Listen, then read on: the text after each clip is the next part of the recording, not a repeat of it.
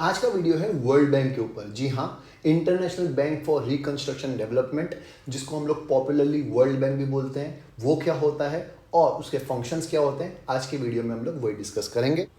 The international bank for reconstruction and development is a global development cooperative owned by 189 member countries.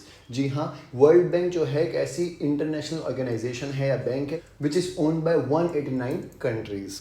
As the largest development bank in the world, it supports the World Bank Group mission by providing loans.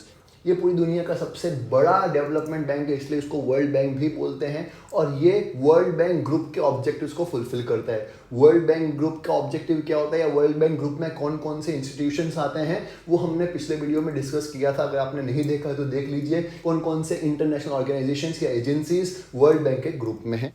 अभी फिलहाल बात करते हैं international bank for reconstruction development, जिसको हम लोग popularly world bank बोलते हैं। ये वर्ल्ड बैंक ग्रुप के ऑब्जेक्टिव कैसे फुलफिल करता है? बाय प्रोवाइडिंग लोन्स देके, गारंटीज देके, रिस्क मैनेजमेंट प्रोडक्ट्स अवेलेबल करा के, एडवाइजरी सर्विसेज देके, किसको? जो कंट्रीज हैं जो बहुत ज़्यादा डेवलप नहीं है या डेवलपिंग है या जिसने अभी फिलहाल नेचुरल कैलामिटीज़ को फेस किया है, जो डेवलप होने की कोशिश कर रही है, उनको एडवाइजरी सर्विस देता है।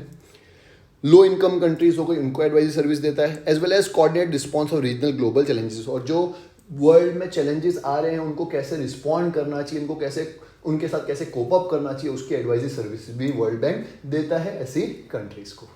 ईजी।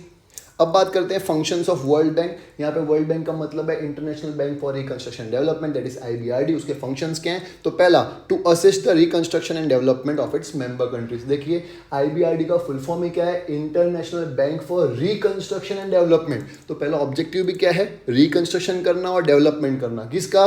उन मेंबर्स का जो अभी बहुत ज़्यादा डेवलप नहीं है या डेवलपिंग फेज में है, या फिर जिन्होंने अभी वॉर का सामना किया है, जिन्होंने नेचुरल कैलामिटीज का सामना किया है, नेचुरल डिजास्टर्स का सामना किया है, उनको रीडेवलप करने के लिए, रिकंस्ट्रक्ट करने के लिए हेल्प करता है। तो वो लिखा हुआ है, the restoration of economies destroyed और डिस्टर्बेड बाय वॉर। ऐसी इकोनॉमीज जो वॉर की वजह से डिस्ट्रॉय हो गई या डिस्टर्ब हो गई है, उसको रीफॉर्म करने के लिए या रिस्टोर करने के लिए हेल्प करता है। दूसरा, reconversion of productive resources to pace their time needs, और रिकन्वर्जन करना जो हमारे पास रिसोर्सेज हैं उनको, ताकि हम लोग आने वाले बदलते टाइम के साथ कोप अप कर सके, ऐसी कंट्रीज कोप अप कर सके।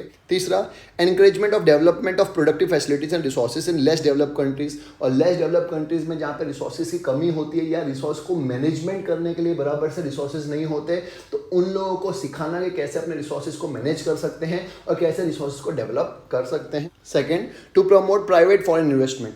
प्राइवेट फॉरेन इन्वेस्टमेंट को एनकरेज करना कि दूसरी कंट्रीज, क्योंकि 189 कंट्रीज है वर्ल्ड बैंक की फैमिली में, तो इन कंट्रीज को भी एनकरेज करना कि आप ऐसी जगह पे इन्वेस्टमेंट करें जो बहुत ज़्यादा डेवलप नहीं है या डेवलपिंग स्टेज में है। तो वो लिखा है, guarantee of participation in loans and other investment made by private investors, कि प्राइवेट इन्वेस्टर्स इतना इन्वेस्ट करेंगे ही आपकी कंट्री में, उसकी गारंटी देना। दूसरा, supplement the private investment when the private capital is not available on the reasonable terms. अगर private capital reasonable terms में नहीं मिल रहा है तो उनको अच्छे टर्म्स एंड कंडीशंस अवेलेबल कराना, ये भी वर्ल्ड बैंक का काम है या फंक्शन है।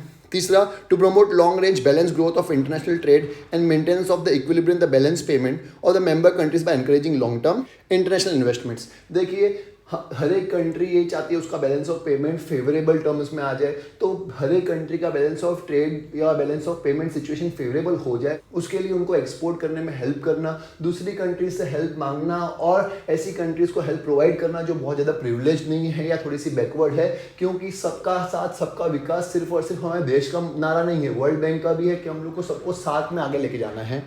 Fourth, to encourage the loans made for guarantee in relation to the international loans through other channels so that more useful and urgent small large projects can be dealt with. और war time economy में जहाँ पे बहुत ज़्यादा war की वजह से destruction हो गया, ऐसी कंट्रीज़ में थोड़ा सा फंडिंग वापस प्रोवाइड करना, या फिर ऐसी कंट्री जिसमें इकोनॉमी पूरी तरह से डिस्ट्रॉय हो चुकी है, जैसे अभी मैं एग्जांपल देता हूँ पाकिस्तान का। वहाँ पे पॉलिटिकल कंडीशन ऐसी है कि इसकी वजह से इकोनॉमी जो है पाकिस्तान की बहुत ज़्यादा नेगेटिव पहुँच चुकी है, तो ऐसी कंट्रीज़ को फंडिंग प्रोवाइड करना ताकि वो लोग वापस से पाथ पे आ सके डेवलपमेंट के।